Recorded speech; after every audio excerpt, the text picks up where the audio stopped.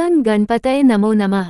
कार्तिक मास महात्म्य का 26वां अध्याय। नारद जी बोले, इस प्रकार विष्णु पार्षदों के वचन सुनकर धर्मदत्त ने कहा, प्रायः सभी मनुष्य भक्तों का कष्ट दूर करने वाले श्री विष्णु की यज्ञ, दान, व्रत, तीर्थ सेवन तथा तपस्याओं के द्वारा विधिपूर्वक आराधना करते हैं। उन समस्त साधनों में कौन सा ऐसा साधन है जो भगवान विष्णु की प्रसन्नता को बढ़ाने वाला तथा उनके सामीप्य की प्राप्ति कराने वाला है। दोनों पार्षद अपने पूर्व जन्म की कथा कहने लगे, हे द्विज श्रेष्ठ, आपका प्रश्न बड़ा श्रेष्ठ है। आज हम आपको भगवान विष्णु को शीघ्र प्रसन्न करने का उपाय बताते हैं। हम इतिहास सहित प्राचीन वृतांत सुनाते हैं, सावधानी पूर्वक सुनो। ब्राह्मण पहले कांचीपुरी में चोल नामक एक चक्रवर्ती राजा हो गए हैं। उन्हीं के नाम पर उनके अधीन रहने वाले सभी देश चोल नाम से विख्यात हुए। राजा चोल जब इस भूमंडल का शासन करते थे, उस समय उनके राज्य में कोई भी मनुष्य दरिद्र, दुखी, पाप में मन लगाने वाला अथवा रोगी नहीं था।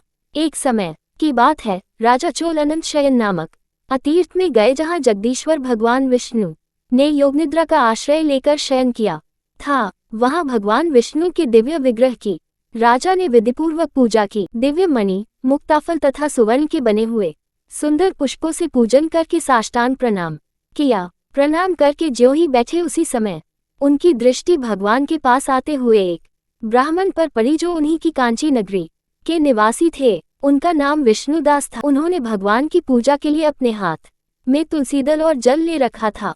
निकट आने पर उन ब्राह्मण ने विष्णु सूक्त का पाठ करते हुए देवाधिदेव भगवान को स्नान कराया और तुलसी की मंजरी तथा पत्तों से उनकी विधिवत पूजा की। राजा चोल ने जो पहले रत्नों से भगवान की पूजा की थी, वह सब तुलसी पूजा से ढक गई। ये देखकर राजा कुपित होकर बोले, विष्णुदास, मैंने मणियों तथा सुवर्ण से भगवान की जो पूजा की थी, वह कितनी शोभा पा रही थी। तुमने तुलसी दल चढ़ाकर उसे ढक दिया।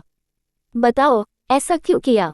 मुझे तो ऐसा जान पड़ता है कि तुम दरिद्र और गंवार हो, भगवान विष्णु की भक्ति को बिल्कुल नहीं जानते। राजा की यह बात सुनकर द्विज श्रेष्ठ विष्णुदास ने कहा, राजन, आपको भक्ति का कुछ भी पता नहीं है। केवल राजलक्ष्मी के कारण आप घमंड कर रहे हैं।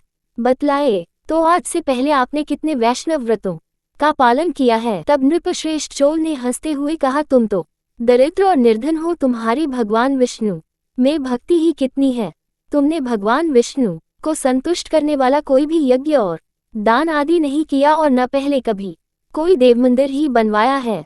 इतने पर भी तुम्हें अपनी भक्ति का इतना गर्व है। अच्छा, तो ये सभी ब्राह्मण मेरी बात सुन लें।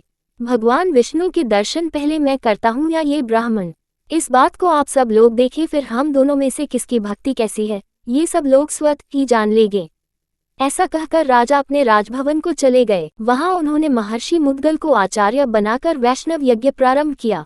उधर सदैव भगवान विष्णु को प्रसन्न करने वाले शास्त्रोक्त नियमों में तत्पर विष्णुदास भी व्रत का पालन करते हुए वही भगवान विष्णु के मंदिर में टिक गए।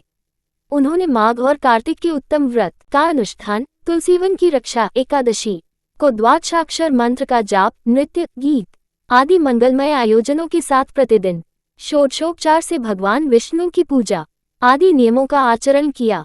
वे प्रतिदिन चलते फिरते और सोते हर समय भगवान विष्णु का स्मरण किया करते थे। उनकी दृष्टि सर्वत्र सम हो गई थी।